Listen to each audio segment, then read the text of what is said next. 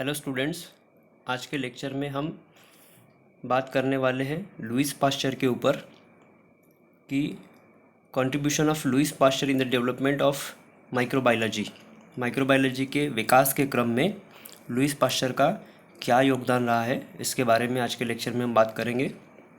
इसके पहले लेक्चर में हमने Antony von Leeuwenhoek and Robert Koch के संपूर्ण जीवन के बारे में डिटेल स्टडी की थी और उसमें देखा था कि इन साइंटिस्ट का माइक्रोबायोलॉजी के विकास में किस तरह का योगदान था। आप इस इमेज को देख पा रहे हैं, ये इमेज है लुईस पास्चर की। लुईस पास्चर को पास्चराइजेशन ऑफ मिल्क इन्होंने टेक्निक दी थी, तो इन्हीं के नाम पर इस टेक्निक का नाम पास्चराइजेशन रखा था और इसी टेक्निक के कारण इन्हें जाना जाता है।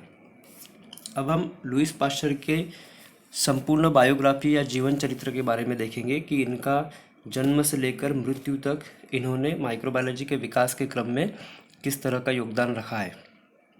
देखते हम कि लुईस पास्चर का जो जन्म था 27 दिसंबर 1822 में फ्रांस के डोल नामक शहर में हुआ था और इन्होंने अपना जो शुरुआती एजुकेशन था वो स्ट्रासबर्ग यूनिवर्सिटी से प्राप्त किया हुआ था।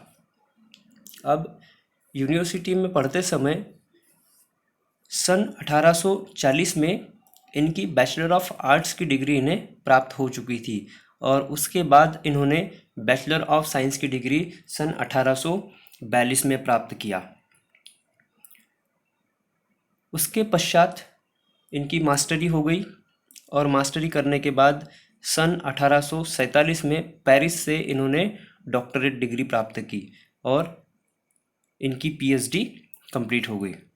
उसके बाद पीएचडी कंप्लीट होने के पश्चात सन 1848 में स्ट्रासबर्ग यूनिवर्सिटी में केमिस्ट्री के प्रोफेसर के रूप में इन्होंने वर्क किया। तो सबसे पहले इन्होंने अपना एजुकेशन आर्ट से लिया। आर्ट में इन्होंने बैचलर डिग्री प्राप्त की, बीए था इनका, और उसके बाद उन्होंने साइंस की डिग्री प्राप्त की। साइंस की डिग्री कंप्लीट होते ही इन्होंने मास्टरी करी और मास्टरी के बाद इन्होंने डॉक्टरेट डिग्री पीएचडी कंप्लीट किया और जिस यूनिवर्सिटी से इन्होंने अपना एजुकेशन प्राप्त किया उसी यूनिवर्सिटी में केमिस्ट्री के प्रोफेसर के रूप में नियुक्त हो गए और वहाँ पे सुचारू रूप से अपनी सेवाएं देते रहे। और उसके पश्चात इनकी मृत्यु के समय के पहले तक इन्होंने बहुत सारे योगदान इस माइक्रोबायोलॉजी के विकास क्रम में दिए हैं। उन योगदान को हम बारी बारी से पढ़ने वाले हैं। और 28 सितंबर 1995 में लगभग 72 वर्ष की उम्र में पैरालिसिस के कारण इनका निधन हो गया। अब सर पास्चर ने अपने लाइफ में बहुत सारे एक्सपेरिमेंट्स किए। उन एक्सपेरिमेंट्स पे इनका एक एक्सपेरिमेंट था जिसका नाम है स्पॉन्टेनियस जनरेशन थ्योरी। तो इस स्पॉन्टेनियस जनरेशन थ्योरी का मतलब होता है सतत जननवाद। कहने का मतलब था इनके अनुसार इन्होंने अजैविक एनारोबिक माइक्रो ऑर्गेनिज्म का जो क्रम है, जो इनका वर्ल्ड है, उसके संपूर्ण उत्पत्ति के बारे में हमें इन्होंने बताया था। तो इनका एक एक्सपेरिमेंट था स्पॉन्टेनियस जनरेशन थ्योरी। उस स्पॉन्टेनियस जनरेशन थ्योरी में इन्होंने महत्वपूर्ण चीज़ें बताई है जिनके बारे में हम अभी देखने वाले हैं। तो स्पॉन्टेनियस जनरेशन थ्योरी में इन्होंने किस तरह के प्रयोग किए, तो इनके इस प्रयोग में इन्होंने बताया कि हवा में सूक्ष्मजीव उपस्थित होते हैं। इनने अपना एक्सपेरिमेंट लगाया और उस एक्सपेरिमेंट के आधार पर इन्होंने पॉइंट टू पॉइंट हमें कुछ चीज़ें बताई, जिसमें पहला पॉइंट इनका था कि हवा में सूक्ष्मजीव उपस्थित होते हैं। अब ये सूक्ष्मजीव उपस्थित होते हैं, अब इन्हें दिखाना भी पड़ेगा, तो जिसके लिए इन्होंने बताया कि इन जीवों को फिल्टर की सहायता से हम कंट्रोल कर सकते हैं। अब जिसके लिए उन्होंने अपना एक एक्सपेरिमेंट लगाया। आप इस डायग्राम में देख पा रहे हैं कि एक छोटा सा फ्लास्क है और फ्लास्क के माउथ के ऊपर एक एस आकार की उन्होंने नली लगाई है, जिसे एस टाइप जार के नाम से जानते हैं।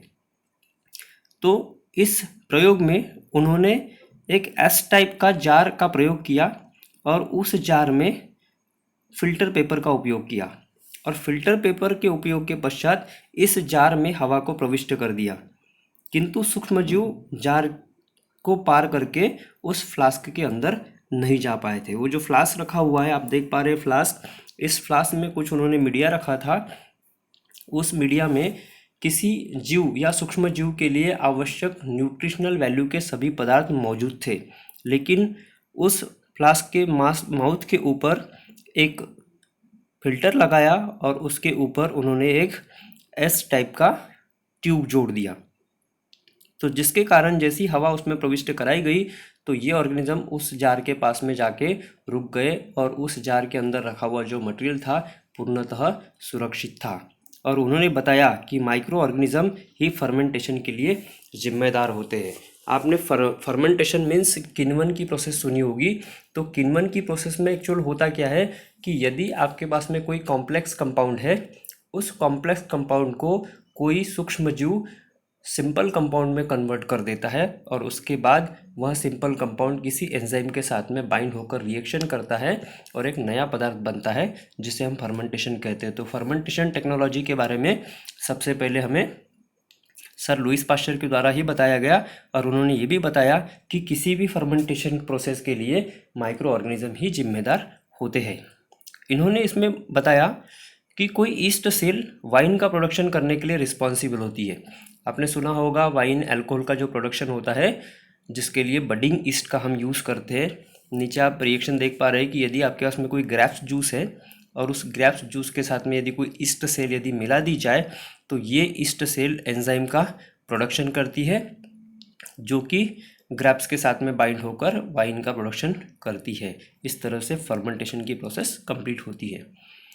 जबकि एक ऑर्गेनिज्म फर्मेंटेशन प्रोसेस के फलस्वरूप कोई नया पदार्थ बनाता है जो कि इकोनॉमिकली बहुत अच्छा होता है, एक खाद्य पदार्थ हमें बनता है जो कि फर्मेंटेड फूड मटेरियल होता है, तो ये एक ऑर्गेनिज्म के द्वारा ही हो रहा है। किंतु इन्होंने हमें ये भी बताया कि कुछ ऐसे बैक्टीरिया होते हैं जो वाइन या हमारे द्वारा बनाए गए जो कोई खाद्य पदार्थ होते हैं उन खाद्य पदार्थों को डिस्ट्रॉय करने में ये बैक्टीरिया रिस्पॉन्सिबल होते हैं। अब ये जो इनके द्वारा एक्सपेरिमेंट किया गया, इस एक्सपेरिमेंट के कारण इन्होंने अजैविक माइक्रो ऑर्गेनिज्म के वर्ल्ड के बारे में हमें जानकारी दी, तो जिसके लिए उन्हें कुछ पुरस्कार और कुछ उपाधि भी मिली है। उन्होंने जो अपने एक्सपेरिमेंट के अनुसार रिजल्ट प्रस्तुत किए हैं, तो जिसमें उन्हें पहला पुरस्कार मिला है लेवेनहॉक मेडल, दूसरा मिला है मांटन पुरस्कार, तीसरा मिला है कपाली मेडल, चौथा मिला है रमनफोर्ड मेडल और नेक्स्ट मिला है अल्बर्ट मेडल। इस तरह से सर को बहुत सारे पुरस्कार भी प्राप्त हुए हैं। अब इनका जो सम्मान है, सर लुईस पाश्चर का जो सम्मान है, जो रिस्पेक्ट हम करते हैं, तो वो क्यों करते हैं? तो इनका जो सम्मान है, लुईस पाश्चर के सम्मान में ही दूध को 60 डिग्री सेल्सियस टेम्परेचर पर 20 से 30 मिनट तक गर्म करके कीटाणु रहित करने की प्रक्रिया जो है उसे पाश्चुराइजेशन कहते हैं। पाश्चुराइजेशन में इन्होंने बताया था कि मिल्क बार बार ख़राब हो जाता है, तो जिसके लिए लुईस पाश्चर ने मिल्क को 60 डिग्री टेम्परेचर पर 20 से 30 मिनट के लिए गर्म किया और उसे तुरंत बाद ठंडा किया, फिर से उसे गर्म किया, फिर उसे ठंडा किया। इस प्रोसेस को उन्होंने 2 से 3 बार दोहराया, जिसके कारण उन ऑर्गेनिज्म में परिवर्तन, मतलब खुद की बॉडी में वे परिवर्तन नहीं कर पाए, अनुकूलित नहीं कर पाए, क्योंकि टेम्परेचर एक समय हाई होता था और दूसरे समय टेम्परेचर लो हो जाता था। तो उन ऑर्गेनिज्म में एडाप्टेशन नहीं हो पाया और वे ऑर्गेनिज्म पूर्णतः किल हो गए और इस तरह से मिल्क को सुरक्षित रखा गया। इस टेक्निक को पाश्चुराइजेशन कहते हैं और ये इन्हीं का सम्मान है। अब देखते हैं कि लुईस पाश्चर की माइक्रोबायोलॉजी में क्या क्या डिस्कवरीज रही है, उन्होंने क्या क्या खोज की है। तो इनकी सबसे पहली खोज है कि इन्होंने टार्टरिक एसिड को क्रिस्टल फॉर्म में प्राप्त किया था। दूसरा था फर्मेंटेशन प्रोसेस की जानकारी हमें लुईस पाश्चर के द्वारा ही मिली है। नेक्स्ट पॉइंट है कि एनएरोबिक वर्ल्ड की खोज, जो एनएरोबिक ऑर्गेनिज्म वातावरण में प्रेजेंट होते हैं, ऐसा हमें सर लुईस पाश्चर के द्वारा ही बताया गया। लुईस पाश्चर ने अपने माइक्रोबायोलॉजी के विकास क्रम में विभिन्न प्रयोग किए। उन प्रयोगों के आधार पर उन्होंने एंथ्रैक्स डिसीज तथा रैबिस डिसीज, जो डिसीज़ कॉज हो रही थी, उन डिसीज़ को प्रिवेंट करने के लिए इनके द्वारा वैक्सीन का इन्वेंशन भी किया गया और पाश्चुराइजेशन मेथड का भी डेवलपमेंट इनके द्वारा किया गया। इस तरह से सर लुईस पाश्चर का माइक्रोबायोलॉजी के विकास क्रम में, माइक्रोबायोलॉजी की हिस्ट्री में महत्वपूर्ण योगदान रहा है। Thank you.